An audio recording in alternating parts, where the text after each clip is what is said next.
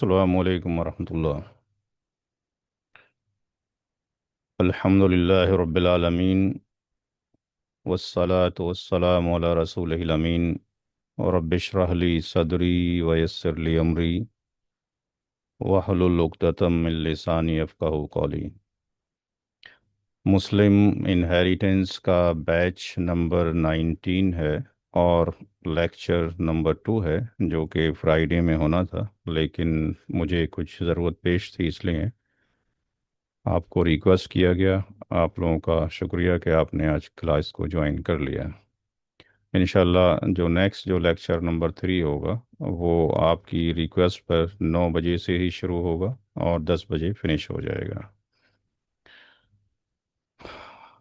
एक बुक अभी आपके ग्रुप में अपलोड की गई है, उसका हम यूज़ यहाँ पे करेंगे। पहली क्लास में डिस्कशन हो चुका है कि आफ्टर द डेथ सबसे पहले कफन दफन किया जाता है, फिर उसके बाद अगर किसी पे कर्ज है तो कर्ज की अदायगी की जाती है।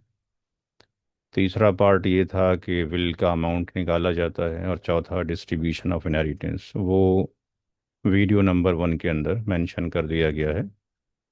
वो वीडियो जिन हजरात के पास ना हो वो व्हाट्सएप ग्रुप में क्लास के बाद रिक्वेस्ट भेज सकते हैं, ताकि वो दोबारा से फॉरवर्ड कर दिया जाए। आज की क्लास में पहला जो क्वेश्चंस है उसमें कहा गया है कि डिस्ट्रीब्यूशन ऑफ इनहेरिटेंस करना है। मरने वाले ने अपने पीछे केवल एक बेटा और एक बेटी को छोड़ा है। सब हजरात को आवाज़ ठीक पहुंच रही है भाई? Are you getting my voice? आवाज़ आ रही है सबको? Yes. ठीक है। तो अगर हम ये कंसीडर कर लें कि हमारे पास जो इनहेरिटेंस अमाउंट था, for example that was the 40,000 in the previous class, 40,000 था। मरने वाले ने किसी और को नहीं छोड़ा है, केवल एक बेटे को छोड़ा है और एक बेटी को छोड़ा है। तो सन कॉलन डी, ये इसका रेशियो क्या बनेगा? 2:1। ये कहाँ लिखा हुआ है? सूरह निसा की आयत नंबर 4:11 के अंदर, यूसी कौमुल्लाहु फी औलादिकुम लिद्दकरी मिस्लु हज़्ज़िल उन्सयैन। बेटे का हिस्सा 2 है, बेटी का हिस्सा 1 है। तो यहाँ पे बेटे के 2 शेयर हैं, बेटी का 1 शेयर है, इसलिए इनका एडिशन ऑफ जो रेशियो हो जाएगा 2 + 1 3 हो जाएगा। इट मीन्स 1 जो शेयर हो जाएगा दैट विल बी 40,000/3। 40,000 बाय अगर हम 3 करते हैं तो एक शेयर कितने का आता है? 40,000/3 करते हैं तो एक शेयर आता है 13,333। 13,333 रुपये 33 पैसे। इसलिए जो शेयर ऑफ सन हो जाएगा उसको 2 शेयर जाएगा, यानी 2 × 13,333। और जो शेयर ऑफ डॉटर होगा उसको एक ही शेयर जाएगा, 13,333.33, यानी इसका हो जाएगा 26,666 और ये 13,333.33। ये जो डिस्कशन किया गया है, इसमें किसी को समझने में कोई दिक्कत है तो बताएं। क्योंकि जब तक टू वे कम्युनिकेशन नहीं होगा हमें नहीं पता कि आप उसको सीख पा रहे हैं या नहीं सीख पा रहे हैं। किसी को ये कौन अल्हम्दुलिल्लाह क्लियर है। क्लियर है? ठीक है। 40,000 रुपये या वॉट एवर जो भी अमाउंट होगा, इन दैट केस में अगर हमारे पास एक बेटा और बेटी है तो डिस्ट्रीब्यूशन ऐसे ही होगा। लेकिन यहाँ पर अगर हम ऐसा कहें कि जो क्वेश्चन नंबर जो 2 था, क्वेश्चन नंबर 2 में कहा गया है कि एक बेटा है और 5 बेटियां हैं। ठीक है, एक बेटा है और 5 बेटियां हैं, क्वेश्चन नंबर 2 में ऐसा कहा गया है। तो क्वेश्चन नंबर 2 में एक बेटा है और 5 बेटियां हैं और एक रियल ब्रदर है। तो बेटा और बेटी जब कभी भी एग्जिस्ट करेंगे एक साथ, उनकी जो कैटेगरी होती है बेटा और बेटी की, वो क्या, एक मिनट मुझे पेन ज़रा दोबारा यूज़ करना पड़ेगा, ये पेन वर्क नहीं कर रहा है। एक मिनट का टाइमिंग दें।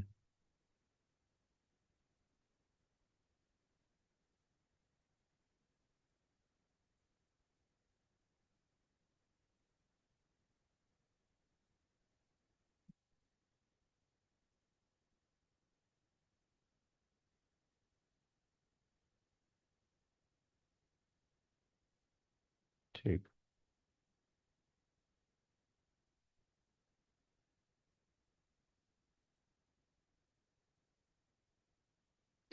जब कभी भी बेटा और बेटी एक साथ एग्जिस्ट करते हैं, उनकी क्या कैटेगरी होती है?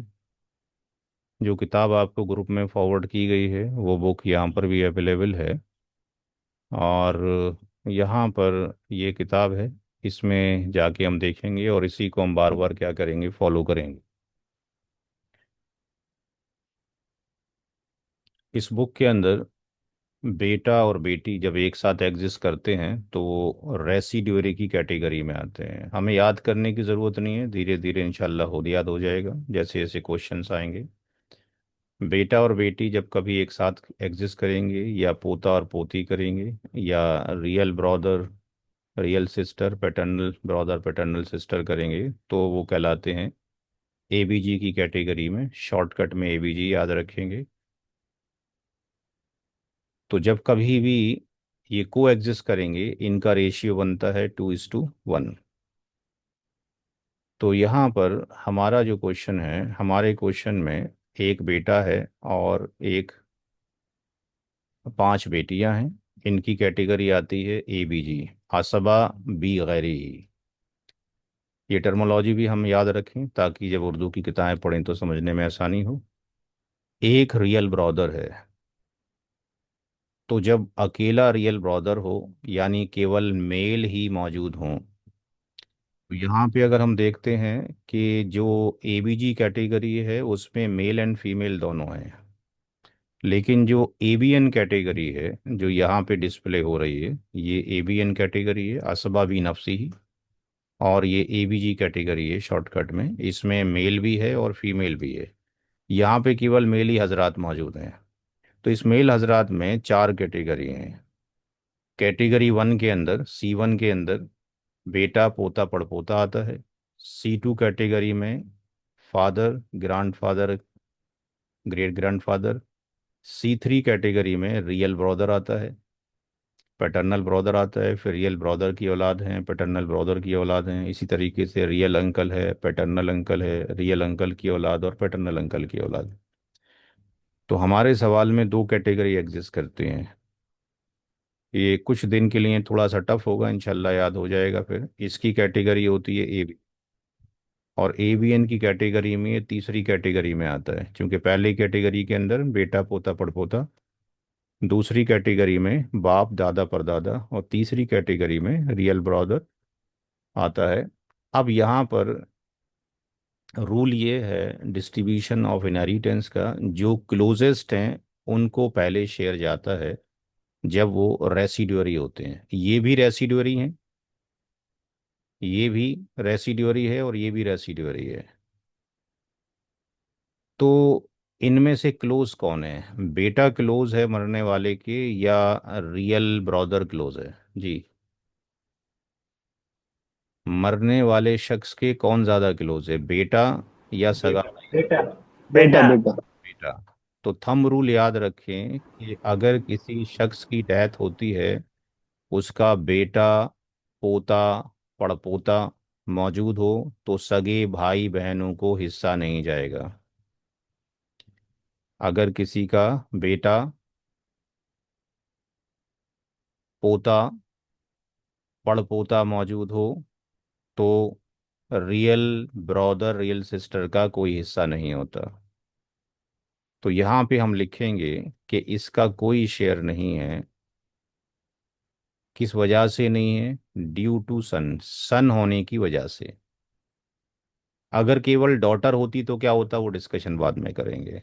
सन होने की वजह से सगे भाई को हमारे इस क्वेश्चन में हिस्सा नहीं जा रहा है, यानी इन दोनों के अंदर ही डिस्ट्रीब्यूशन होगा 2:1 का। तो हमारे पास 2:1 के अकॉर्डिंग यहाँ पे एक सन है और 5 डॉटर्स हैं।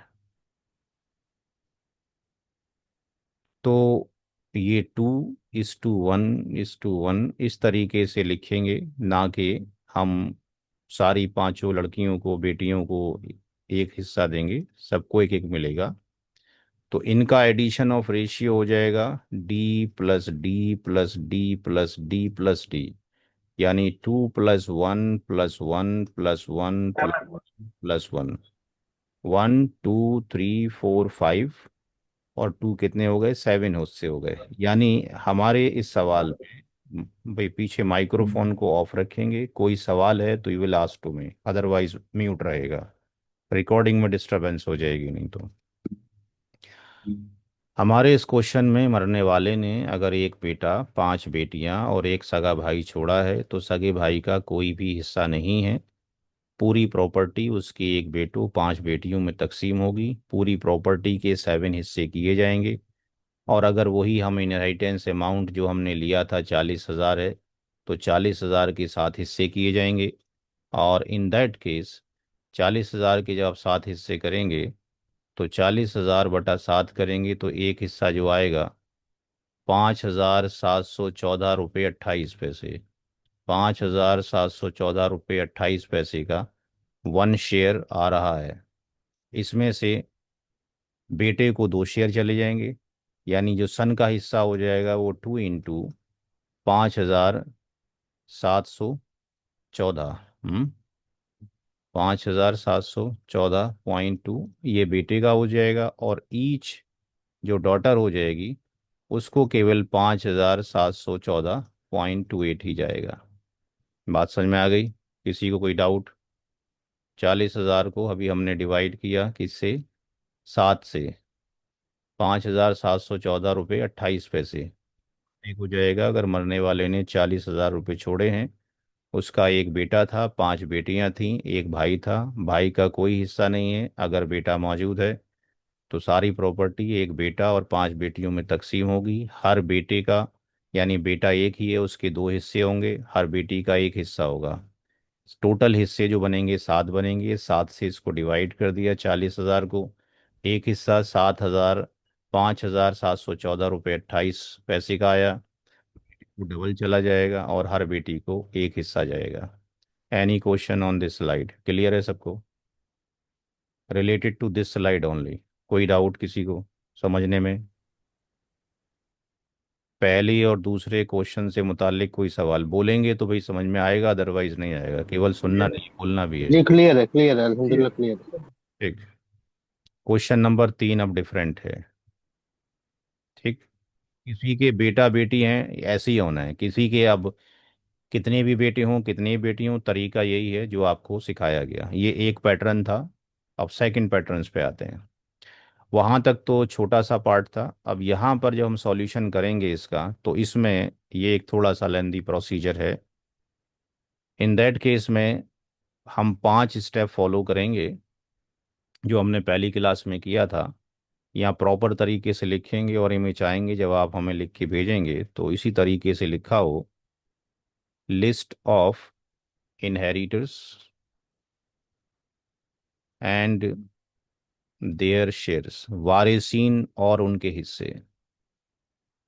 क्योंकि यहाँ तो हमने सिंपल सा सवाल क्लियर कर दिया कि फादर है, डॉटर है, वाइफ है। जब सवाल आपके पास आएगा, रियल सवाल, तो उसमें बहुत सारी पेचीदगियाँ होंगी, वो भी इंशाल्लाह आगे करवाए जाएंगे। अभी आपका बेस फाउंडेशन बनाया जा रहा है। यहाँ पे मरने वाले ने अपने वालिद साहब को छोड़ा है, अपनी एक डॉटर को छोड़ा है, और वाइफ को छोड़ा है। जो किताब आपको दी गई है उसका वहाँ पे प्रिंट आउट करा के रखें अपने पास, ताकि जब भी क्लास हो वो आपके सामने होनी चाहिए। सबसे पहले कैटेगरी डिफाइन करनी है। यहाँ पे मरने वाले की औलाद नज़र आ रही है किसी को? औलाद कोई है इसके अंदर मरने वाले की? सही है। डॉटर। डॉटर। डॉक्टर। डॉटर अगर औलाद है, तो जो मरने वाले की बीवी है उसका हिस्सा कितना होगा? कहाँ नज़र आएगा? इस किताब के अंदर शेयर ऑफ वाइफ में जाइए। ये किताब तभी देखनी है जब ज़रूरत है। फिर आसान है, 1/8। 1/8, क्योंकि सामने वाले की औलाद मौजूद है। एवरी टाइम यही हमने रूल फॉलो करना है, कोई मुश्किल नहीं होगी इंशाल्लाह, सब आसानी है। इसका हिस्सा 1/8 होगा। लिखा जाएगा क्यों होगा? ड्यू टू, यहाँ पे डॉटर है, डी लिख दिए शॉर्ट में, इसलिए होगा। वाइफ की जो कैटेगरी है वो कौन सी कैटेगरी है? जेड एफ, ये भी मेंशन करेंगे।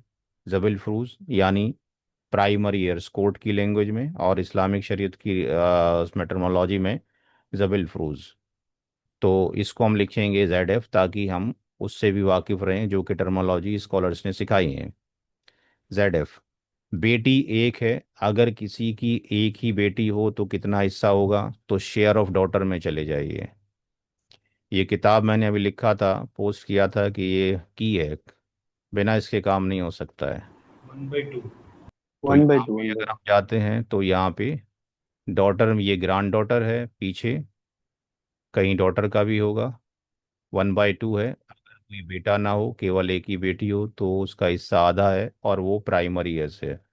प्राइमरी ईयर्स वो ईयर्स हैं जिनके हिस्से कोई काट नहीं सकता, उनको मिलना ही मिलना है। तो इसको मिलेगा एक, बाय 1/2 आधा। अब वालिद साहब को कितना जाएगा औलाद की मौजूदगी में? ये पहली क्लास में भी डिस्कशन हुआ था। 1/6। अब यहाँ पे देखिए 1/6। वालिद साहब को कितना जाएगा, 1/6 जाएगा, या 1/6 प्लस आर जाएगा, या केवल आर जाएगा? यहाँ इसको रीड आउट करके समझने की कोशिश करें।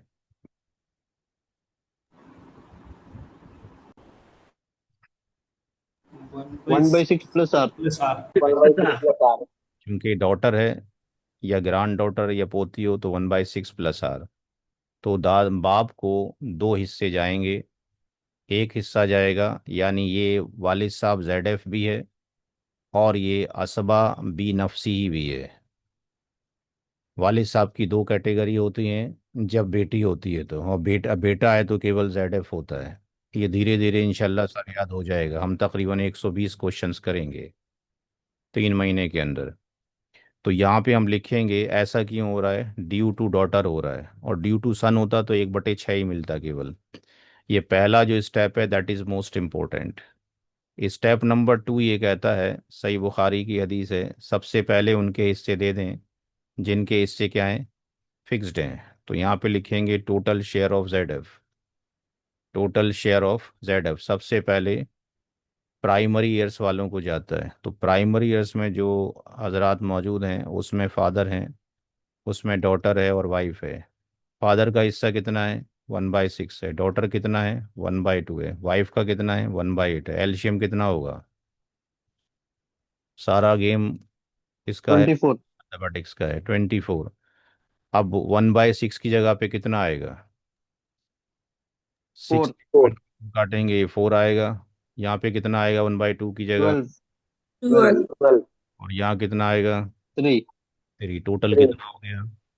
19/24।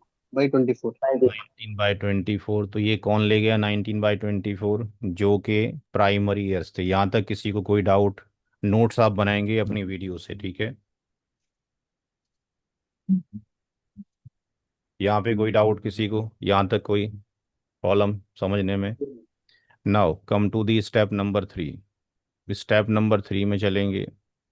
स्टेप नंबर 3 के अंदर अब जो रेसिड्यूअरी है वो कौन है? शेयर ऑफ असबाबी नफसी। यहाँ पे असबाबी नफसी कौन बन रहा है? फादर बन रहा है। तो फादर का हिस्सा यहाँ पे निकालना चाहते हैं। तो फादर का हिस्सा जब निकालेंगे तो यहाँ पे लिखेंगे शेयर ऑफ, आपके पास असबा बी नफसी, और यहाँ पे कैलकुलेट कर रहे हैं आर। तो आर का मतलब होगा कि टोटल जो प्रॉपर्टी थी, ये पूरा तरका हो गया, इंटायर प्रॉपर्टी, यानी होल स्टेट कह सकते हैं इसको, होल स्टेट बोल सकते हैं। उसमें से माइनस कर देंगे total share of Z F जो आपने अभी निकाले हैं। तो 1 माइनस कितना निकाला है आपने? बटा, 19/25। ठीक है। अब इसको एलसीएम 24 आ जाएगा अगेन। ये 5/4। 5/24। ये कितना हो जाएगा? 5/24। ठीक। तो अब यहाँ पे हम लिखेंगे टोटल शेयर ऑफ फादर कितना हो जाएगा, क्योंकि फादर को 2 बार मिल रहा है। Total share of father. एक तो मिल रहा है ZF के तौर पे, एक मिल रहा है R के तौर पे, राइट। 1/6 फादर को मिला, वो जो कुरान करीम में लिखा हुआ है सूरह निसा की आयत नंबर 11 में। रेसिड्यूरी के बारे में होली कुरान में नहीं है, ये हदीस मुबारक के अंदर है। ये कितना बचा? 5/24। ये वैल्यूज़ यहाँ पर आ गई, ठीक है। इसका एल्शियम अगेन कितना हो जाएगा? 24 हो 24. जाएगा। तो ये 4 हो 9 by जाएगा, 20. ये 5, यानी 9/20। 9 by 20. तो केवल कुरान के अकॉर्डिंग ही अगर हम देखें तो फिर कैलकुलेशन नहीं हो सकता। जब तक कि सुन्नत को फॉलो ना किया जाए, केवल कुरान से सॉल्यूशन नहीं मिलेगा, ठीक है जी। इसलिए दोनों चीज़ों को फॉलो करना है। कुछ लोग केवल कुरान के ही पीछे पड़े हुए हैं कि कुरान में जो लिखा है उसी को मानेंगे, बट कुरान में कैलकुलेशन का तरीका नहीं है।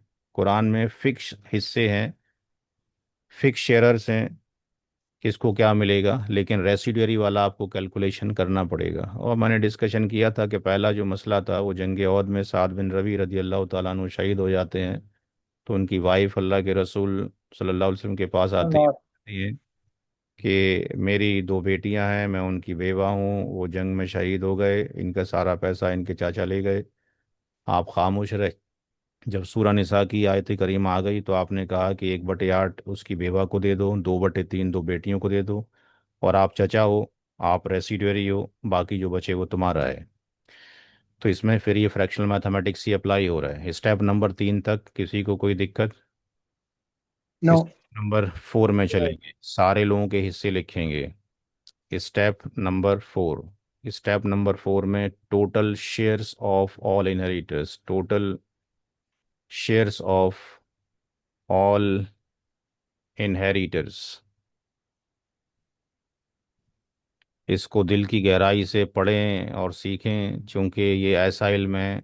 इब्ने माजा की हदीस नंबर 2719 के बारे में मैंने डिस्कशन किया था कि वो इल्म है जो कि सबसे पहले भुला दिया जाएगा और इस उम्मत से उसको उठा लिया जाएगा। तो हमें सीखने की ज़रूरत है बहुत ज़्यादा। डॉटर, वाइफ और तीन ही अफराद हैं। अब जो फादर का हिस्सा था 1/6 था, लेकिन अब कितना हो गया? अब 1/, 9. रखेंगे 9 by 24. 9/24 रखेंगे। एंड डॉटर का रखेंगे 1/2, वाइफ का रखेंगे 1/8। एल्शियम अभी भी 24 ही रहेगा। ये 9 हो जाएगा, ये 12 हो जाएगा, और ये 3 हो जाएगा। तो कितना हो जाएगा? 24 by 24. Oblique 1. 4, that is equal to 1, और ये कहलाता है यूनिटी, यानी केस ऑफ यूनिटी बराबर हो गया।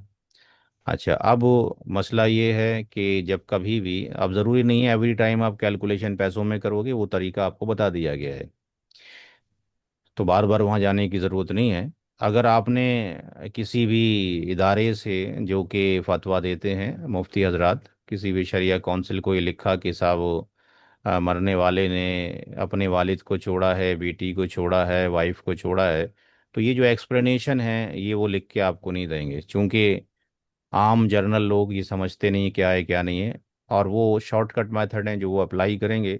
वो सिर्फ फतवा ये देंगे कि जो भी शख्स मरा है, जो भी वॉट एवर उसका नाम है, उसकी प्रॉपर्टी के कितने हिस्से किए जाएंगे, यानी वो नोट आपको फाइनल आंसर लिख के देंगे कि टोटल जो डिवीज़न होंगे ऑफ दी स्टेट के, जो भी है उसके कितने होंगे? 24 होंगे, यानी पूरी प्रॉपर्टी 24 भागों में डिवाइड की जाएगी। और 9 जो हिस्से हैं, 9 जो पार्ट्स हैं वो फादर को जाएंगे, 12 जो पार्ट्स हैं वो डॉटर को जाएंगे, और 3 जो पार्ट्स हैं वो वाइफ को जाएंगे। ये इस तरीके से आपको फतवा मिलके मिलेगा लास्ट में कि मरने वाले की प्रॉपर्टी के 24 हिस्से किए जाएंगे, 9 हिस्से जो है फादर को जाएंगे बाप को, 12 हिस्से डॉटर को, और 3 हिस्से जो है वाइफ को जाएंगे। कुछ जो हजरात हैं जो कि मैथमेटिक्स भी जानते हैं, मदारिस से भी फारिग हैं और कॉलेज से ही फारिग हैं, वो आपको और आसान व्यू में परसेंटेज के दे देंगे। वो कहेंगे कि फादर का जो हिस्सा है उसकी परसेंटेज क्या होगी, वो आपको परसेंटेज निकाल के दे देंगे। और ये ज़्यादा फीजिबल है आज के दौर में, क्योंकि ये तो अभी आपके पास सिंगल डेथ है। जब 5-5 डेथ हो जाएंगी, 6-6 डेथ हो जाएंगी, 50-50 साल का हम कैलकुलेशन करेंगे इनहेरिटेंस का इंशाल्लाह, तो हम देखेंगे कि 6-6 हज़ार हिस्से बन रहे हैं तो फिर कैसे करेंगे, तो हमारे लिए टफ होगा। तो बेटर इज़ दैट कि हम दोनों तरीके से सीखते हुए चलें, परसेंटेज वाइज भी हो वैसे भी। तो 1/2 तो पता है कि साहब 50% हो जाएगा, 1/8 भी पता है कि 12.5% हो जाएगा, ठीक है जी। अब फादर का जो हिस्सा है वो आप निकाल लीजिए, 9/24 कितना परसेंट हो गया, 37.5%। तो इस तरीके से भी कैलकुलेशन किया जा सकता है कि मरने वाले की प्रॉपर्टी में से 37.5% उसके वालिद का है, 50% उसकी बेटी का है और 12.5% उसकी वाइफ का है। कोई डाउट, कोई प्रॉब्लम किसी को समझने में? Any question related to this question only जो सामने डिस्कशन किया गया है? जी, No. क्लियर है सबको? हम ये चाहेंगे जब आप आंसर देंगे हमारे को, तो ये वाला आंसर भी चाहिए होगा, यानी चारों स्टेप हैं या पांचों स्टेप है वो भी दिए जाएंगे। पांचवा स्टेप जो था कि कितने पैसे मिलेंगे उसको आप अब छोड़ देंगे क्योंकि वो आपको समझ में आ गया है। अब कितने हिस्से होंगे और परसेंटेज में कितना जाएगा, ठीक, ये दोनों तरीके से फाइनल आंसर में आप लिख के देंगे। ये जो क्वेश्चन है अब आपके लिए ये होमवर्क है, ये पहला होमवर्क है आज का।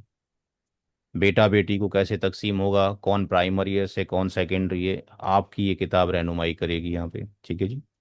इस किताब को फॉलो करेंगे, ये आज का पहला होमवर्क जो आपने करना है। और रिक्वेस्ट ये है कि स्नैपशॉट में ना भेजें क्योंकि मैं काफ़ी बिजी हूँ और मैं हर एक स्नैपशॉट नहीं देख सकता, उसको पीडीएफ में करके भेजें, ठीक है।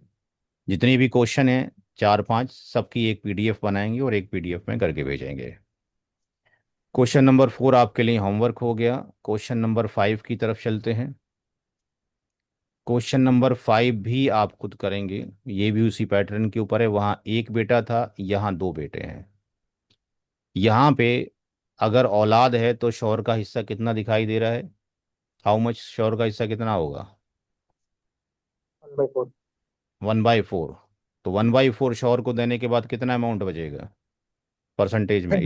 3/4, ठीक है। 1/4 जब इसको दे देंगे तो कितना बचेगा? 3/4। तो 3/4 जो रहेगा दैट विल बी डिस्ट्रीब्यूटेड दो सन में और एक बेटी में, और पहले सवाल में एक बेटा और एक बेटी में। कैलकुलेशन का पूरा प्रोसीजर चाहिए क्योंकि आपने सीखने के बाद अंडमान निकोबार में इसके जो है यूनिट कायम करने और सिखाना है, ताकि एक स्टेट ऐसा बन जाए कि वहाँ पे लोग जानते हैं इसके बारे में। इस इल्म की बहुत कमी है, सारे इल्म सीखते हैं बट ये वाला नहीं सीखते हम लोग। यहाँ पे हम आपको कैलकुलेशन करते हैं, ये भी एक बड़ा क्वेश्चन है। अब देखिए यहाँ पे मरने वाले ने अपने पीछे माँ को छोड़ा है, फादर को छोड़ा है, वाइफ को छोड़ा है, टू रियल ब्रदर्स को छोड़ा है, ठीक। तो हम यहीं पर इसको स्टेप नंबर 1 लिख लेते हैं ताकि हमारा स्टेप कम हो जाए। वैसे ये क्वेश्चन है, स्टेप नंबर 1 में मरने वाले ने अपनी माँ को छोड़ा। माँ हमेशा ही प्राइमरी ईयर्स होती है, कभी भी रेसिडुअरी नहीं बनती। इसको सबसे पहले हिस्सा मिलेगा, यानी सबसे पहला हिस्से मिलने वालों में कितने लोग हैं? 4 मेल हैं और कितने हैं? 8 फीमेल हैं। फादर है, ग्रैंड फादर है, बताया गया था पहली क्लास में, हस्बैंड है, मैटरनल ब्रदर है। 8 फीमेल में मदर है, वाइफ है, डॉटर है, ग्रैंड डॉटर है, रियल सिस्टर है, पैटर्नल सिस्टर है, मैटरनल सिस्टर है, पैटर्नल ग्रैंड मदर है और मैटरनल ग्रैंड मदर है। ये जो हजरात हैं इनको सबसे पहले हिस्सा मिलता है, उसके बाद मिलता है रेसिडुअरी को, ठीक है। नाउ माँ जो है हमेशा ZF है, प्राइमरी ईयर से। इस केस में यहाँ पे औलाद है कोई क्या मरने वाले की? क्वेश्चन बहुत ध्यान से देखने का है। नहीं है, नहीं है. मरने वाले की औलाद नहीं है। मरने वाले की जब औलाद नहीं है तो वालिद साहब कौन सी कैटेगरी में आएंगे? सामने स्क्रीन पे देखें। 1/3. हम्म, आर में आएंगे, आर। केवल आर, रेसिडुअरी यानी असबा बनेंगे। ए स्टैंड फॉर असबा, ASABA, असबा बनेंगे केवल। क्योंकि यहाँ पे वालिद साहब अकेले हैं तो उनकी कैटेगरी क्या होगी? केवल असबा होगी, जो कि ऊपर होगी यहाँ पे। केवल वालिद साहब की कैटेगरी क्या है? यहाँ पे असबा बिनफ्सी के अंदर आएंगे वालिद साहब, अकेले हैं, औलाद के बिना हैं। तो वालिद साहब की कैटेगरी है ABN, और ABN में कौन सी कैटेगरी है? C2। चूंकि ABN में 4 कैटेगरी होती हैं। ABN में असबा बिनफ्सी के अंदर केवल मेल आते हैं, C1 category, C2, C3 and C4। इसमें सन आता है, ग्रांड सन आता है, ग्रेट ग्रांड सन आता है, या फादर आते हैं, ग्रांड फादर आते हैं, एंड सोन। यहाँ पे रियल ब्रदर आते हैं, पैटर्नल ब्रदर आते हैं, रियल ब्रदर के किड्स आते हैं, पैटर्नल ब्रदर के किड्स आते हैं, रियल अंकल आते हैं, पैटर्नल अंकल आते हैं, रियल अंकल के किड्स आते हैं, और पैटर्नल अंकल के किड्स आते हैं। तो यहाँ पे अगर हम देखते हैं तो यहाँ पे वालिद साहब की कैटेगरी कौन सी है? असबा, C2। ठीक। अच्छा, अब यहीं पर आप देखें कि जो रियल ब्रदर है इनकी कौन सी कैटेगरी है? रियल ब्रदर की सी कौन थ्री सी? C3 सी है। थ्री असबा C3। तो यहाँ पे हम लिखेंगे कि ये असबा बिनफ्सी है और C3 की कैटेगरी है। अब इसमें जो ऑर्डर ऑफ डिस्ट्रीब्यूशन है वो ये है, जो ज़्यादा क्लोज होगा उसको जाएगा। मरने वाले के ज़्यादा क्लोज बेटा था, क्या बेटा है हमारे सवाल में? नहीं है। पोता था, पोता नहीं है, पड़पोता नहीं है, ये कैंसिल हो गया। क्या मरने वाले के वालिद मौजूद हैं? Answer is yes. फिर आगे मरने वाले का भाई भी मौजूद है। तो क्लोज कौन हुआ ज़्यादा मरने वाले के, बाप या भाई? बाप। बाप हुआ भाग इस ऑर्डर के अकॉर्डिंग। तो यहाँ पे जो रियल ब्रदर हैं इनको हिस्सा नहीं जाएगा, no share due to father, वालिद की मौजूदगी में। तो हमने 2 रूल सीखे। पीछे एक रूल सीखा था कि रियल ब्रदर को हिस्सा उस वक्त भी नहीं जाता जब मरने वाले का बेटा मौजूद हो। ठीक है जी। एक रूल ये सीखा कि मरने वाले का अगर बाप मौजूद है तब भी रियल ब्रदर को हिस्सा नहीं जाएगा, यानी वालिद साहब आर ले जाएंगे। अब क्वेश्चन इज दैट कि औलाद नहीं है, वाइफ का हिस्सा कितना है? 1/6। 1/, किसका? बीवी का हिस्सा कितना है? बीवी का शेयर ऑफ वाइफ 1/4। 1/4। 1/4। 1/4। औलाद नहीं है, नो किड्स, 1/4। ये धीरे धीरे किताब तब देखें जब ज़रूरत पड़े, अपने आप याद होते रहेंगे। वाइफ हमेशा ZF ही होती है, प्राइमरी एस ही होती है। इसका हिस्सा 1/4 है, चूंकि औलाद नहीं है, ड्यू टू नो किड्स, औलाद की गैर हाजिरी में। वालिद साहब को आर जा रहा है, due to no kids, due to no kids, ये लिखा होना चाहिए नोट। अब क्वेश्चन इज दैट कि मदर का हिस्सा कितना होगा, ये आप यहाँ से देख कर बताएं। थोड़ा सा टाइम दें, एकदम से जवाब ना दें ब्लाइंडली। देखें मदर का हिस्सा कितना होगा। हमारे सवाल में औलाद नहीं है, लेकिन मरने वाले के 2 या 2 से ज़्यादा भाई मौजूद हैं, तो माँ का हिस्सा कितना होगा?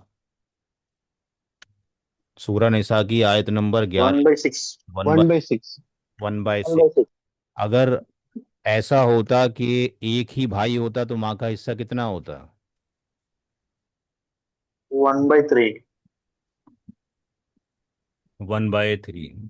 तो ये हमें याद रखने का है सारी चीज़ों को। ठीक है, कि अगर एक ही भाई मौजूद है तो माँ का हिस्सा 1/3 होता, चाहे औलाद ना होती। लेकिन 2 भाई हो गए तो माँ का हिस्सा 1/6 हो जाएगा, जबकि 1/3 होना चाहिए था, लेकिन 1/6 हो गया, 2 भाइयों की वजह से, किसी भी तरह के हों, रियल हों, मैटरनल हों, पैटर्नल हों। तो जब कभी भी क्लास ज्वाइन करें, सूरह निसा की आयत नंबर 11, 12, 176 का तर्जुमा ज़रूर पढ़ के आया करें। ये हो जाएगा 1/6। ड्यू टू लिखेंगे क्यों है? Due to 2 real brothers. ठीक है जी। तो बहुत सारे इसके अंदर रूल्स हमने सीख लिए सवाल के अंदर। अब come to the step number 2। Step number 2 में सबसे पहले उनको देंगे जिनके हिस्से क्या हैं? फिक्स्ड हैं। Total share of ZF। तो ZF में कितने हजरात हैं? मदर। वाइफ। है और वाइफ है, केवल 2 ही, वाइफ। क्योंकि फादर तो आर है, रेसिडुअरी है, असबा भी नफसी ही है। तो मदर का 1/6, वाइफ का 1/4, कितना हो गया एलसीएम? 12 एलसीएम हो गया 12। यहाँ पे कितना आ जाएगा 1/6 की जगह पर? 2 2 हम्म plus 2 3 2 प्लस 3 ये आ जाएगा 4, 5 ये आ जाएगा 3, ये हो गया 7। 2 plus 3 ठीक, तो ये चला गया 2 इसको, टोटल गलत है। जेड एफ को। ठीक गलत है। 2 है। प्लस 3 आएगा। Two sir plus three 2 plus 6 3। के ऊपर 2 आएगा सर। कितना आएगा? 2 प्लस 3 आएगा। 2+3 आएगा। 6 2 ज़ा 12, ये 2 हो जाएगा और ये 3 हो जाएगा, यानी 5/12 हो जाएगा। Now come to the step number 3। Step number 3 में जाएंगे तो यहाँ देखिए पे शेयर ऑफ असबा बी नफसी, यानी यहाँ पे फादर का हिस्सा निकाल रहे हैं। तो यहाँ पे शेयर ऑफ फादर डायरेक्टली निकल रहा है 1 - 5/12 5/12, और दैट इज ये 12 हो जाएगा। 12 - 7/12। 7/12। तो इस केस में स्टेप नंबर 4 में फिर जाएंगे, फिर हम लिखेंगे total shares of all inheritors, सारे ही वारिसीन के हिस्से। तो सारे ही जो वारिसीन हैं उसमें मदर है, फादर है और वाइफ है।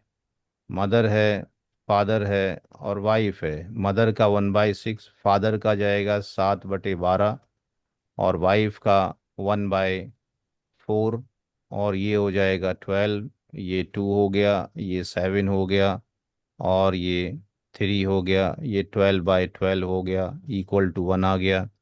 तो पूरी प्रॉपर्टी के 12 हिस्से किए जाएंगे। 2 हिस्से माँ को चले गए, 3 वाइफ को चले गए और 7 वालिद साहब को चले गए। परसेंटेज जब निकालना होगा तो माँ का परसेंटेज 1/6, दैट इज 16.67%। वाइफ का शेयर 1/4, दैट इज 25%। फादर का शेयर 7/12। अब 7/12 को यहाँ देख लीजिए कितना आएगा। कुछ दिनों में ये भी आपको रट जाएंगे, चूंकि तकरीबन कॉमन आ रहे होते हैं। 58.33%। 58.33%। ठीक, कोई डाउट, कोई क्वेश्चन जो अभी तक पढ़ाया है उसमें से? आगे चला जाए। सर मुझे एक डाउट आया है। जी फरमाएं। फादर को आपने कहा था ZF डालना, तो ऐसे सब में फादर रिसीड में बदल सकते हैं क्या? फादर को दोबारा क्वेश्चन पूछें धीरे से। आपने आपने कहा था ना सर, 4 लोग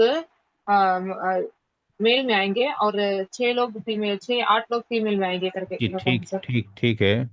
क्वेश्चन क्या है? अब अपने फादर को हमने ये भी इन करके बदला दिया ना, रेसिड्यू दे दिया ना, वो कुछ हाँ, वैसे।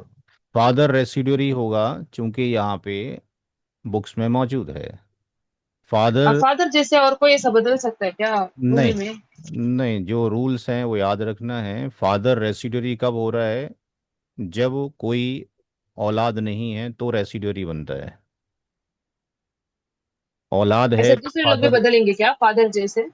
नहीं, वाइफ, मदर, उनको भी नहीं, ऐसा आएगा क्या बदलने नहीं, में? फादर का रिप्लेसमेंट ग्रैंडफादर ही हो सकता है नीचे, अगर फादर प्रेजेंट नहीं है तो ये सारी चीज़ें ग्रैंडफादर को मिल जाएंगी कि फादर इज़ नॉट एग्जिस्ट। बाकी और इस तरह से कोई रिप्लेस नहीं होगा। ठीक है। क्वेश्चन नंबर 7, ये हम चाहेंगे कि आप करें होमवर्क, चूंकि ये मिलता जुलता है। क्वेश्चन नंबर ही कौन सा हो गया? 3 और 2। होमवर्क, होमवर्क नंबर 3 3 3 हो गया, होमवर्क नंबर 3। इसमें बेटा और बेटी कौन सी कैटेगरी आएगी आप बुक देखेंगे, मदर की कितनी आएगी, वाइफ की कितनी आएगी, बुक को आराम से देख के फिर फॉलो करेंगे।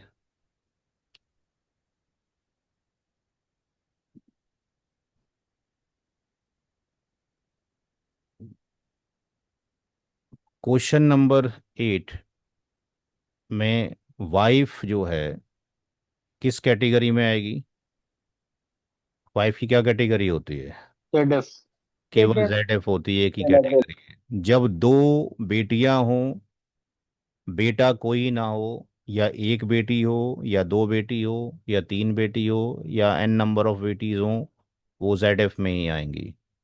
रियल ब्रदर जो आएगा वो आएगा जब अकेला होगा। तो जब कभी भी कोई भी मेल अकेला है, जो इस लिस्ट के अंदर है, हम देखेंगे कौन सी कैटेगरी में आ रहा है। तो वो कौन सी कैटेगरी में आ रहा है? ए बी एन के अंदर। कौन? Real brother. A B N C three category. A B N C three category. असबा बी नफसी ही और सी थ्री कैटेगरी। ये वो सवाल है जो कि जंग ओहद का सवाल था। हम्म। साद बिन रबी रदी अल्लाह तआला अन्हु शहीद होते हैं तो अपने पीछे अपनी वाइफ को छोड़ते हैं। औलाद है, वाइफ का हिस्सा कितना हो जाएगा? 1/8।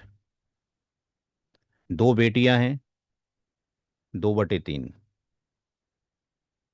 रियल ब्रदर यानी लड़कियों का चाचा हो गया है, राइट। ये मरने वाले का सगा भाई है, तो लड़कियों क्या हो गया? चाचा हो गया। ये क्या हो गया? इसको क्या जाएगा? आर जाएगा। Step number 2। आज भी स्ट्रेंथ लोगों की कम ही है, या तो मैसेज पहुंच नहीं पाया कि फ्राइडे की जगह आज क्लास होगी, इसलिए कम है। क्योंकि तकरीबन 70 लोग से जायद अंडमान से ज्वाइन किया है। Total shares of ZF wife. अच्छा, अब यहाँ पर याद ये रखना है, मैंने बोला भी है कि हर एक का इंडिविजुअल शेयर लिखने का है, क्योंकि आगे फिर दिक्कतें पेश आएंगी। यहाँ पे ईच का कितना हो जाएगा? ईच डी का 2/3, 1/3। 1/2, 1/3। तो यहाँ पे 2 बार डी लिखने का है, क्योंकि जैसी आदत डालेंगे वैसी पड़ जाएगी, फिर बाद में प्रॉब्लम क्रिएट होगी। 1/8, 1/3, 1/3, ये 24 हो गया। 8 3 ज़ा, 3 8 ज़ा, 3 8 ज़ा, ये हो गया 19/24। तो स्टेप नंबर 3 में जो शेयर ऑफ असबा बी नफसी है, शेयर ऑफ असबा बी नफसी, यहाँ पे कौन है? रियल ब्रदर है। Yes, brother. इसका शेयर हो जाएगा, यानी जब हम आर निकालेंगे दैट विल बी 1 माइनस 5. 19/24। तो ये कितना हो जाएगा? 5/20। 5/20। 5/24. तो वाइफ का शेयर 1/8 है, यानी 12.5% जा रहा है। ईच डॉटर का जो शेयर है 1/3 है, दैट इज 33.33% जा रहा है। एंड जो रियल ब्रदर है उसका शेयर 5/24 है। आई थिंक ये 20 पॉइंट समथिंग आना चाहिए। 5/24, 20.83, 20.83% है। तो ये पहला सवाल था जो मुस्लिम रियासत के अंदर सॉल्व किया गया, जैसा कि हदीस की किताबों में मिलता है। इसमें डाउट पूछ सकता हूँ? जी पूछें, बिल्कुल पूछें, रिलेटेड टू दिस क्वेश्चन। आप एक्स्ट्रा कुछ नहीं जी। पूछने के अभी, वो हम बाद में टाइम देंगे, 5 6 मिनट। रियल ब्रदर कैसे रेसिड्यूल? हाँ जी। रियल ब्रदर रेसिड्यू कैसा है? रियल ब्रदर रेसिडुरी क्यों है? क्योंकि हम तो फॉलो करेंगे जो शरीयत के अंदर लिखा हुआ है। सारे के सारे रेफरेंसेस मौजूद हैं इस किताब में। जाइए, इस किताब के अंदर बीच में आपको रेफरेंसेस मिलेंगे।